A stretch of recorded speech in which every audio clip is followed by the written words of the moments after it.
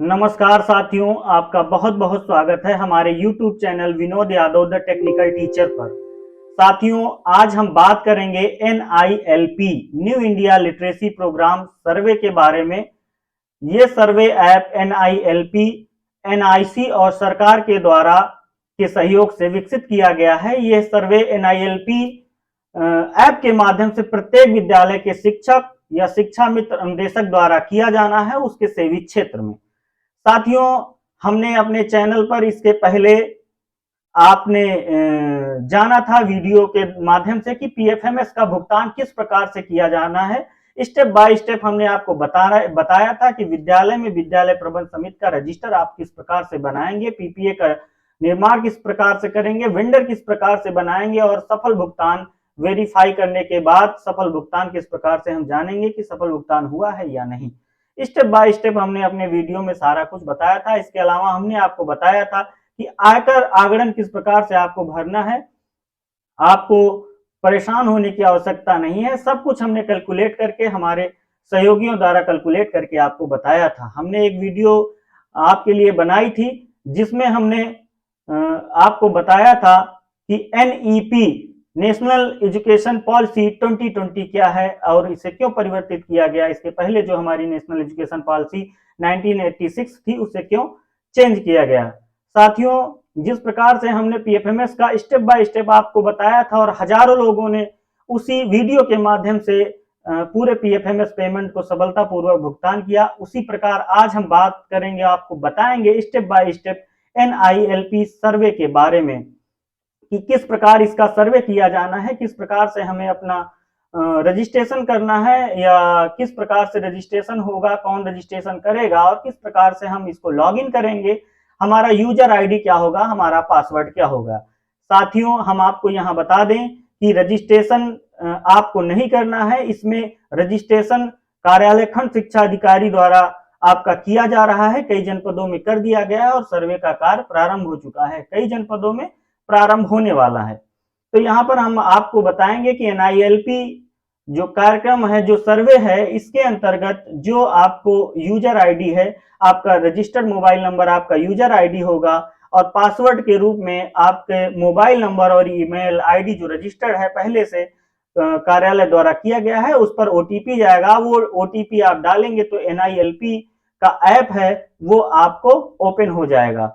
तो दोस्तों, अब ज्यादा समय न गवाते हुए हम आपको step by step Google play store पर ले चलते हैं जहां से हमें ये ऐप डाउनलोड इंस्टॉल करते हुए आगे का प्रोसेस हमें करना है। चलिए साथियों, अब हम NILP ऐप पर सर्वे का कार्य शुरू करते हैं। उसके लिए सबसे पहले हम प्ले स्टोर पर जाएंगे और प्ले स्टोर पर जाकर के हम टाइप करेंगे NILP ऐप। हम टाइप करते हैं NILP ऐप हमने टाइप किया, ये हमारा ऐप का लोगो आ गया और हमने डाउनलोड कर रखा है। तो अब हम इसे ओपन करेंगे।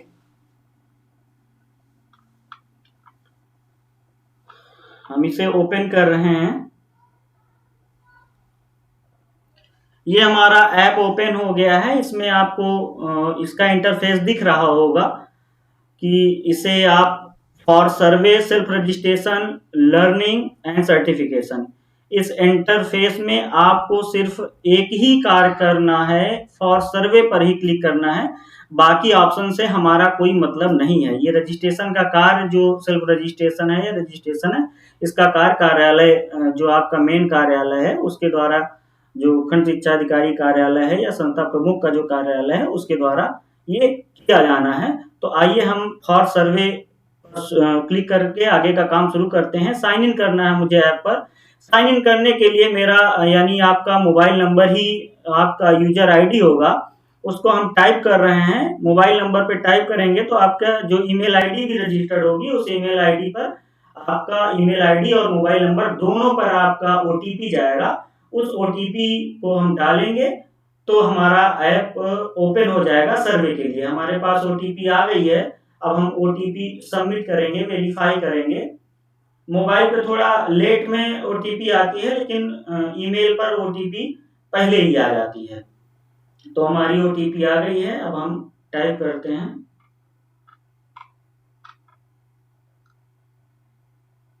वेरीफाई करेंगे इसको। ये वेरीफाई हो गया। अब हम एक काम करते हैं, यहाँ से इसका लैंग्वेज चेंज कर लेते हैं, हिंदी में कर लेते हैं इसको।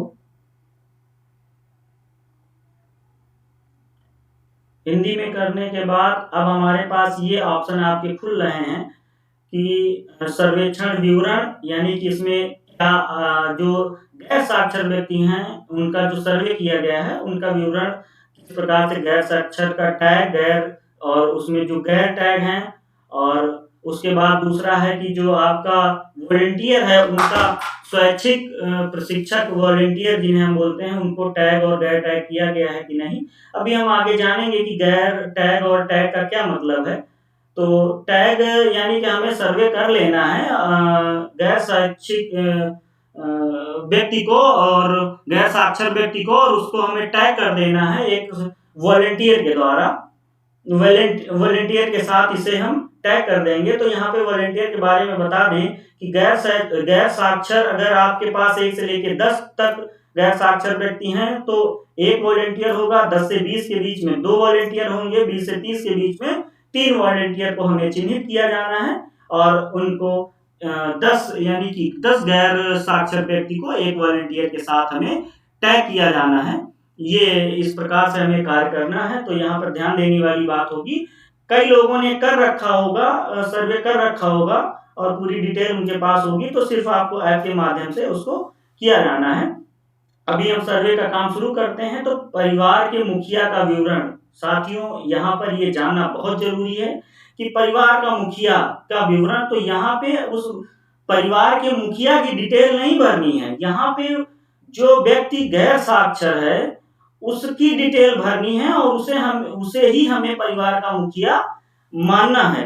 यहाँ पर जो जो डिटेल है आप देख लीजिए, उसके पिता का नाम, माँ का नाम, घर का पता, शैक्षिक स्थिति, बहुत ही बारीक पॉइंट है। यहाँ आप जान लीजिए शैक्षिक स्थिति जो लिखा हुआ है कि कोई नहीं, तो इसको नहीं सिलेक्ट करना, हमें उसे शिक्षार्थी के रूप में सिलेक्ट करना है।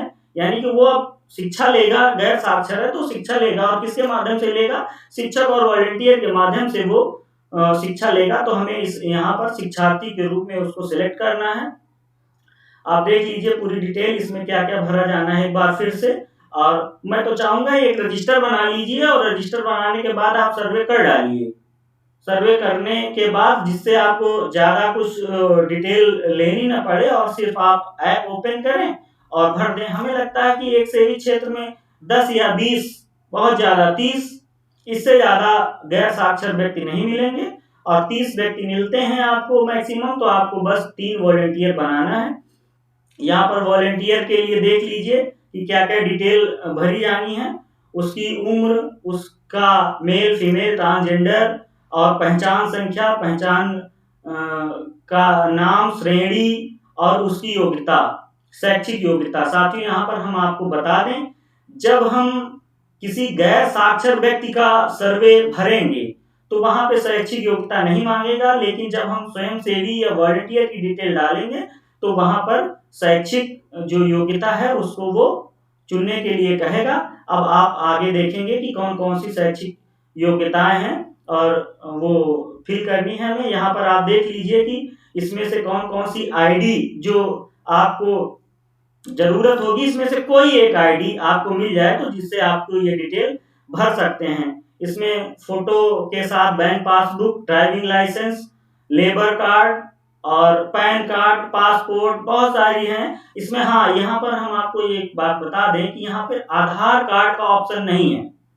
यहाँ पे वोटर आईडी, पहचान पत्र का ऑप्शन तो है, लेकिन आधार कार्ड का ऑप्शन यहाँ पे नहीं है। तो इस बात को ध्यान देंगे कि कुछ लोगों ने सर्वे कर रखा है और आधार कार्ड की डिटेल उन्होंने नोट कर रखी है, तो उसका कोई यूज यहाँ पे नहीं आने वाला है। इसलिए आपको वोटर आईडी या बैंक पासबुक या जो मनरेगा कार्ड है उसको चुनना है, उसको कलेक्ट करना है, कोई एक कलेक्ट करना है और उसके बाद इसको भरना है। आगे आप देख लीजिए कि इसमें कौन कौन सी श्रेणियां हैं, उन श्रेणियों को चुनेंगे और उनका व्यवसाय क्या है। तो ज्यादातर कृषि या मजदूरी व्यवसाय होगा जिसको आप सिलेक्ट कर लेंगे, और भी हो सकते हैं, जो भी हो आप सिलेक्ट कर लीजिए, ठीक है। और वॉलंटियर की डिटेल अगर हम भरेंगे तो उसमें देख लीजिए कि वो वॉलेंटियर कैसा वॉलेंटियर है, एनसीटीई का छात्र है या कोई और है, तो वहाँ पे जो भी है आपको लगता है स्नातक है, उसकी योग्यता क्या है, उसको यहाँ पे हम सिलेक्ट कर लेंगे। अभी आप देख लीजिए क्या क्या डिटेल है। हम अभी बस तुरंत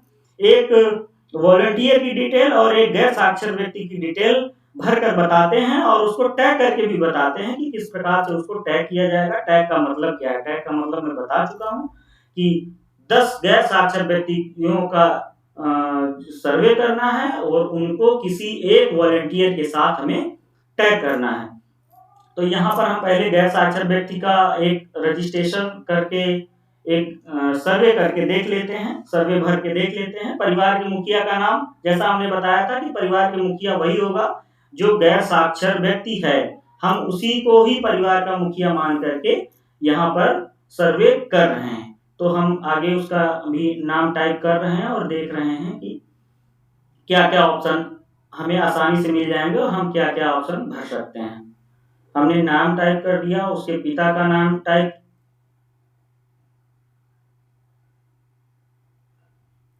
नाम टाइप हो गया। माँ का नाम अगर है हमारे पास कलेक्ट किया हुआ है तो भर देंगे, नहीं भी भरेंगे तो ले लेगा, वैसे सबको भरना चाहिए।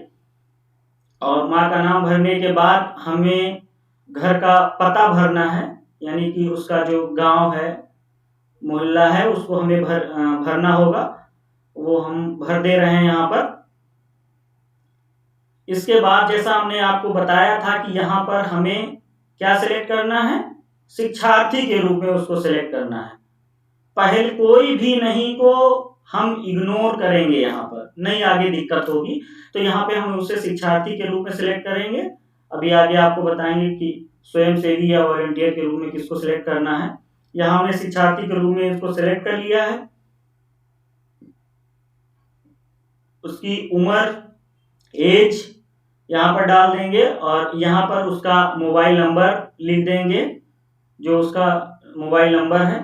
यहाँ जानने वाली बात है कि अगर और कई लोगों का सर्वे कर रहे हैं और मोबाइल नंबर एक ही है तो वो चल जाएगा, कोई दिक्कत की बात नहीं है। यहाँ वो पुरुष है, हमने पुरुष सिलेक्ट कर लिया। और यहाँ पर पहचान विवरण, यानी कि जो भी उसके पास आईडी है, ये आप देख लीजिए, इसमें से जो भी आईडी है उसके पास हम वो आईडी भर देंगे।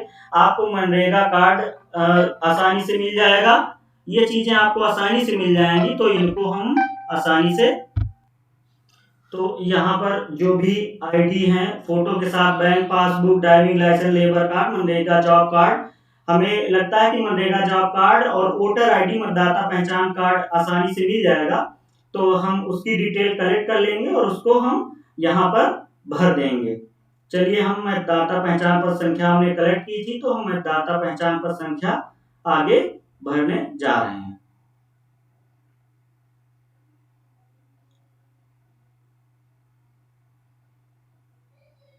ये हम यहाँ पर मतदाता पहचान पत्र संख्या टाइप कर देंगे।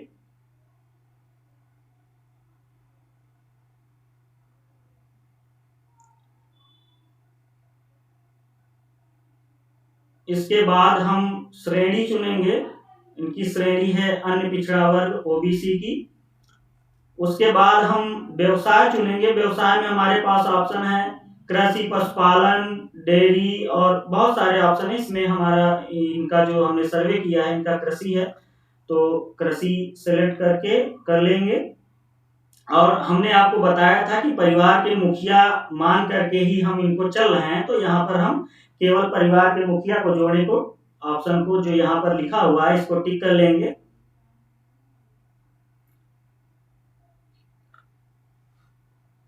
अगर कोई और है तो इसके अंतर्गत एक और दो और भी जोड़ सकते हैं, लेकिन हम जो पहला सर्वे करेंगे वो मुखिया मान करके ही उस घर का करेंगे। और एक घर में एक से ज्यादा गैर साक्षर व्यक्ति मिलना बहुत मुश्किल है नहीं है। ठीक है, यहाँ पर हमारा जो है जब हमने गैर साक्षर व्यक्ति को की डिटेल फिल कर ली है, तब हमारे पास यहाँ पर देखेंगे कि होम पेज पर हमें गैर टैग में 2 दिख रहे हैं। एक हम चेक कर रहे थे कल, तो उसमें एबीसी से ऐसे ही सर्वे किया था। आज हमने ये दूसरा सर्वे किया हुआ है और इनको अब हम टैग कर सकते हैं, लेकिन टैग करने के लिए जैसा हमने आपको बताया था कि एक वॉलेंटियर का होना जरूरी है। एक वॉलेंटियर पे 10 और 2 वॉलेंटियर यानी कि 20 है, 10 से 20 के बीच में 2 वॉलेंटियर को हम सेलेक्ट करेंगे। तो अभी हम जो है वॉलेंटियर की डिटेल आपको भर के बताएंगे और उसके बाद बताएंगे कि किस प्रकार से हम इसको टैग करेंगे। आप देख लीजिए, यहाँ पे हमने आपको बताया था कि वॉलेंटियर के रूप में भी है, उसे परिवार का मुखिया ही मान के हम उसको भरेंगे। यहाँ पे हमने नाम भर दिया, पिता का नाम भर दिया,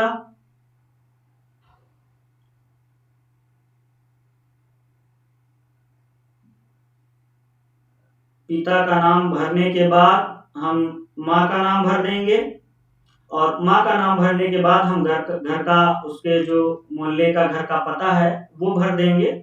और यहाँ पर शैक्षिक जो स्थिति है उसको जो भरना है, उसमें हमने आपको बताया था कि स्वयंसेवी जब स्वयंसेवी यानी वॉलेंटियर को चिन्हित करेंगे, तो जब वॉलेंटियर पे सिलेक्ट करेंगे तो उसके कुछ ऑप्शन नए होंगे जो आपको गैर शैक्षिक व्यक्ति के सर्वे में नहीं मिले होंगे। यहाँ पर हम जब वॉलेंटियर को सिलेक्ट करेंगे तो उसके ऑप्शन अलग होंगे। यहाँ पर हम उसकी एज भर देंगे और उसका मोबाइल नंबर डाल देंगे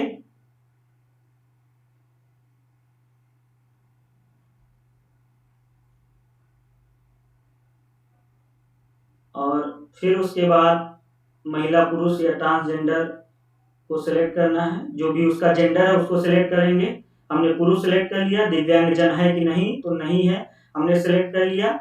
फिर उसके बाद जो आईडी उसकी हमने कलेक्ट की है उसको हम देखेंगे कि क्या आईडी है। तो हमने मतदाता पहचान पत्र हमें वॉलेंटियर का मिल गया है, तो हम यहाँ मतदाता पहचान पत्र संख्या डाल देंगे। मतदाता पहचान पत्र संख्या डालने के बाद हम उसकी कैटेगरी सिलेक्ट कर लेंगे। हमने कैटेगरी सिलेक्ट कर ली ओबीसी, और इस प्रकार से फिर हम उसका व्यवसाय आगे सिलेक्ट कर लेंगे। तो व्यवसाय अगर हमें नहीं जानकारी है तो कोई अन्य व्यवसाय पे हम डाल देंगे, क्योंकि कुछ ना कुछ तो वो कर ही रहा होगा। और उसकी शिक्षा का प्रकार कितना शिक्षित है वो वॉलेंटियर, तो हमने उसको सिलेक्ट कर लिया। पोस्ट ग्रेजुएट या उससे ऊपर। स्वयं सेवक किस प्रकार का है उसमें ये ऑप्शन है, तो हमने अन्य सिलेक्ट कर लिया। और हमने आपको बताया था कि हम केवल परिवार के मुखिया को टिक करेंगे और ऐड कर देंगे। यहाँ पर हमने ऐड कर दिया है। अब हम इस देखिए, अब गैर शैक्षिक व्यक्ति और वॉलेंटियर दोनों का सर्वे हो गया है। दोनों को हमने अपने ऐप में सर्वे कर लिया है, डिटेल फिल कर ली है। अब हमें जो काम करना है वो टैग करने का काम करना है। तो अब हम टैग करके आपको दिखाते हैं किस प्रकार से टैग किया जाएगा। हमने टैग पे क्लिक किया। टैग करने के बाद यहाँ पर देखिए, हमने जो जिस व्यक्ति को टैग किया जाना है उसका नाम आ रहा है राम सजीवन, और उसको हम टैग करेंगे। तो यहाँ पर देखिए, नाम के आगे हम टिक कर देंगे। नाम पे हमने टिक कर दिया।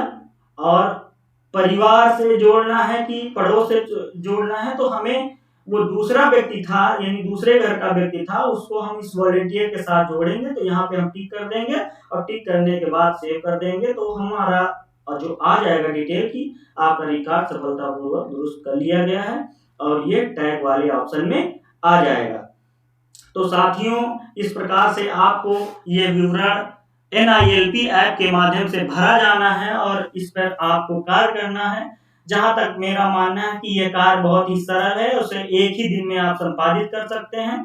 और इस ऐप में आप देखेंगे कि जो भी ये कार्य कर रहा है उसकी डिटेल ऊपर होम पेज पर जाएंगे तो आपको दिखेगा। इस ऐप के माध्यम से आपको ये सर्वे कर लेना है। अगर किसी प्रकार की आपको कोई तो साथियों, अभी आपने जाना NILP ऐप के माध्यम से किस प्रकार गैर साक्षर व्यक्तियों का सर्वे किया जाना है और वॉलंटियर से किस प्रकार से उनको टैग किया जाना है। साथियों, स्टेप बाय स्टेप हमने आपको बताया कि ऐप में किस प्रकार से रजिस्ट्रेशन होना है, OTP के माध्यम से किस प्रकार से लॉगिन होना है। फिर भी आपको अगर किसी प्रकार की कोई समस्या आती है तो आप हमारे वीडियो के कमेंट सेक्शन में कमेंट कर सकते हैं या हमें ईमेल कर सकते हैं। हमारा ईमेल ID है vinod.yadav@gmail.com। साथियों, नई वीडियो के साथ आपसे हम फिर जुड़ेंगे। और अगर अभी तक आपने हमारे चैनल को सब्सक्राइब नहीं किया है तो कर लीजिए, तुरंत कर लीजिए। हम आपसे मिलते हैं जल्द। बहुत बहुत धन्यवाद।